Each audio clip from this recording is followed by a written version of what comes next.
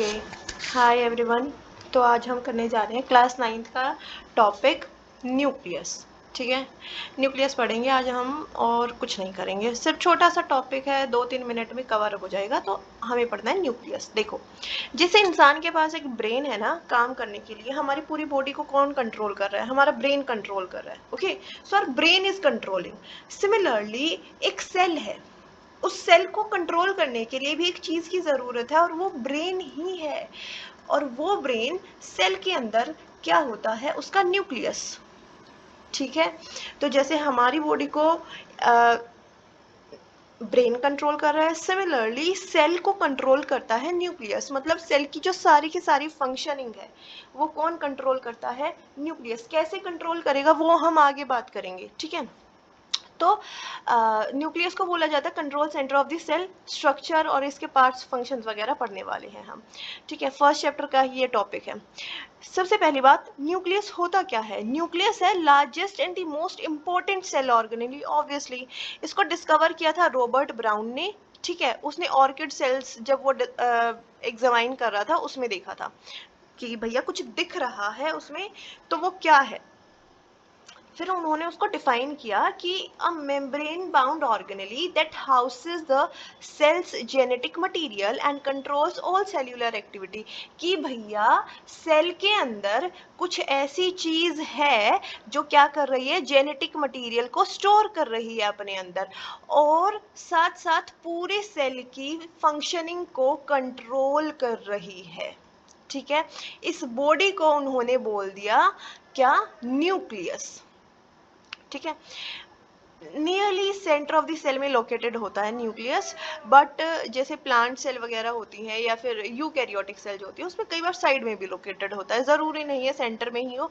Most of the sales में centre में होता है, बट प्लांट सेल वगैरह में साइड में होता है क्योंकि बीच में ना वैक्यूल आ जाती है प्लांट सेल के अंदर। ठीक है, तो location is not that necessary also. इसके बाद अब इसको बोलते हैं control centre of the cell और ब्रेन ऑफ द सेल, ये मैंने आपको बता ही दिया। इसके बाद हम बात करते हैं next, structure of nucleus. Structure अगर हम बात करें स्ट्रक्चर की, देखो सबसे पहले हम देखेंगे कि इसके एक आउटर मेम्ब्रेन है, दिख रही है ये आउटर न्यूक्लियर मेम्ब्रेन। ठीक है, फिर इसके बाद इनर न्यूक्लियर मेम्ब्रेन होती है अंदर वाली।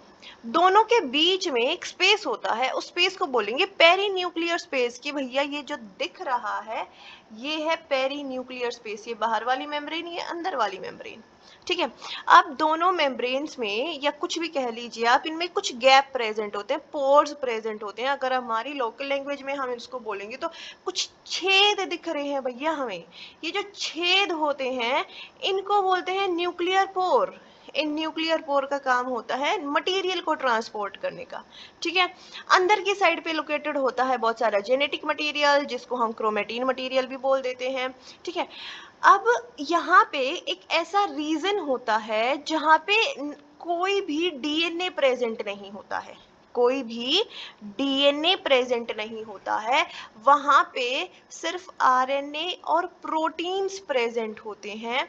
उस रीजन को बोलते हैं न्यूक्लियोलस। क्या बोलते हैं? न्यूक्लियोलस। आई बात समझ में? तो nucleolus is the region of nucleus. Nucleus के अंदर एक जगह है जहां पे डीएनए प्रेजेंट नहीं है, सिर्फ आरएनए और प्रोटीन्स प्रेजेंट है।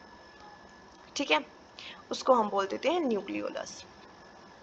न्यूक्लियोप्लाज्म क्या होता है? न्यूक्लियोप्लाज्म भाई जैसे सेल के अंदर साइटोप्लाज्म प्रेजेंट होता है, वैसे ही न्यूक्लियस के अंदर भी एक लिक्विड होता है या फ्लूइड पार्ट आप इसको कह सकते हो। Fluid part of the nucleus is called as nucleoplasm. Got it? इसके बाद next parts of the nucleus की अगर हम बात करते हैं तो सबसे पहले बात करते हैं हम न्यूक्लियर मेम्ब्रेन की। जो nuclear membrane double layered membrane होती है, न्यूक्लियस को साइटोप्लाज्म से सेपरेट करके रखती है। न्यूक्लियर पोर इसके अंदर प्रेजेंट होते हैं जो अलाउ करते हैं substances to move in and out, बाहर और अंदर जाने में सब्सटेंसेस को हेल्प करती है। Next is nucleoplasm. न्यूक्लियोप्लाज्म क्या होता है? वही dense fluid present inside the nuclear cavity that hold chromatin and nucleolus. Nucleolus और क्रोमेटिन को जो होल्ड करता है, वो जो फ्लूइड पार्ट होता है उसको न्यूक्लियोप्लाज्म कहते हैं। न्यूक्लियोलस मैंने आपको बताया ही, इनसाइड द न्यूक्लियस एक जगह होती है जहाँ पे राइबोसोमल आरएनए प्रेजेंट होता है, सिंथेसिस होती है और बहुत सारे राइबोसोम्स प्रेजेंट होते हैं। आरएनए और राइबोसोम प्रेजेंट होते हैं, ठीक है। क्रोमेटिन नेटवर्क बेसिकली इसको कह रहे हैं कि भैया डीएनए है, जब डीएनए बहुत ही उलझी पुलझी स्टेट में पड़ा होता है ना, ऐसे आप उसको डिफरेंशिएट नहीं कर सकते हो, तो उसको हम क्या कह देते हैं, क्रोमेटिन मटेरियल कह देते हैं, ठीक है। अब ये क्रोमेटिन मटेरियल थोड़ा सा कंडेंस होगा और क्या बना लेगा, एक स्ट्रक्चर बना लेगा, उस स्ट्रक्चर को बोल देंगे क्रोमोसोम आगे जाके। These are the parts of the nucleus. इसके बाद अगर हम फंक्शंस की बात करें कि भैया फंक्शन क्या होते हैं न्यूक्लियस के, तो न्यूक्लियस के फंक्शन होते हैं, first function store and protect the cell's genetic material. Cell के जेनेटिक मटेरियल को स्टोर करता है, प्रोटेक्ट करता है, ठीक है। All the metabolic activities of cell are controlled by nucleus. भाई साहब, जो न्यूक्लियस में जितनी भी मेटाबॉलिक एक्टिविटीज हो रही हैं, चाहे उसमें रेस्पिरेशन है, चाहे उसमें सेल डिवीजन आ गई है, रिप्रोडक्शन आ गई है, किसी भी टाइप की कोई भी मेटाबॉलिक एक्टिविटी हो रही है, उसको कौन कंट्रोल कर रहा है, न्यूक्लियस कंट्रोल करता है, ठीक है।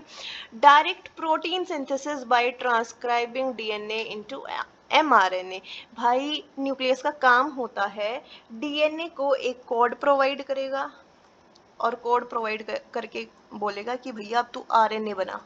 क्या बनाएगा, आरएनए। तो बेसिकली डीएनए से एमआरएनए बनाने में हेल्प करता है। आप एमआरएनए की जगह याद रख सकते हो आरएनए, कि भैया डीएनए आरएनए बनाने में हेल्प करता है, और ये सारा काम कहाँ हो रहा है, विद इन द न्यूक्लियस हो रहा है, ठीक है। Nucleus plays a key role in cell growth and cell division. Cell growth और सेल डिवीजन में बहुत इंपॉर्टेंट रोल प्ले करता है। बिल्कुल भाई, होगा ही ना, किसके अंदर जेनेटिक मटेरियल प्रेजेंट है, वो जेनेटिक मटेरियल डिवाइड करेगा तभी तो सेल डिवाइड करेगा ना। तो माइटोसिस और मियोसिस न्यूक्लियस के बेसिस पे ही हो रहे हैं, ठीक है। Transmit hereditary information from one generation to the next generation, कि भाई एक जनरेशन से कैरेक्टर्स को दूसरी जनरेशन में ट्रांसफर कर रहा है। न्यूक्लियोलस का काम होता है बहुत सारे प्रोटीन बनाने का, क्यों, क्योंकि उसके अंदर क्या प्रेजेंट होते हैं, राइबोसोम्स। हमने पहले भी पढ़ रखा है, राइबोसोम्स क्या होती हैं, प्रोटीन फैक्ट्रीज होती हैं, ठीक है। अब हम बात करते हैं न्यूक्लियोइड वर्सेस ट्रू न्यूक्लियस की। भाई न्यूक्लियोइड में और ट्रू न्यूक्लियस में क्या फर्क है। न्यूक्लियोइड का मतलब क्या है कि भाई एक बैक्टीरिया की सेल है, उसमें कहीं पे ऐसे डीएनए पड़ा है, उसको बोल दिया न्यूक्लियोइड। क्या बोल दिया, न्यूक्लियोइड। और ट्रू न्यूक्लियस का मतलब क्या है, जैसे कोई प्लांट सेल है या फिर एनिमल सेल है, उसके अंदर एक न्यूक्लियर मेम्ब्रेन है, उसके अंदर जेनेटिक मटेरियल प्रेजेंट है, तो ये ट्रू न्यूक्लियस होगा। What is this, this is true nucleus. और न्यूक्लियोइड जहाँ पे कोई भी न्यूक्लियर मेम्ब्रेन नहीं होती है, जैसे प्रोकैरियोटिक सेल, ठीक है। न्यूक्लियोइड का जहाँ पे no nuclear membrane. Eukaryotic cell में क्या होती है, मेम्ब्रेन बाउंड न्यूक्लियस होता है, ठीक है। ये आपको पता ही है प्रोकैरियोटिक सेल में और यूकैरियोटिक सेल में क्या डिफरेंस होता है। प्रोकैरियोटिक मतलब कोई भी न्यूक्लियर मेम्ब्रेन नहीं होती है इसके चारों तरफ, और यूकैरियोटिक सेल्स में न्यूक्लियस में एक बहुत अच्छी सुंदर सी मेम्ब्रेन होती है, ठीक है। बस दिस इज द डिफरेंस। ये रिकैप पॉइंट्स है, अगर आपको नोट्स बनाने हैं तो आप इससे बना सकते हो। This is all about nucleus in your book. It is according to class 9th, not according to class 11th। Class 11th का बाद में बनाएंगे, ठीक है। अभी के लिए सिर्फ क्लास 9th के पढ़ो आप, कि क्लास 9th में कितना दे रखा है न्यूक्लियस के बारे में। This is the whole thing, okay.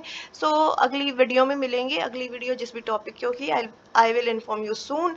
और अगर वीडियो अच्छी लगी हो तो don't forget to subscribe the channel. भाई देख लेना, कर दो।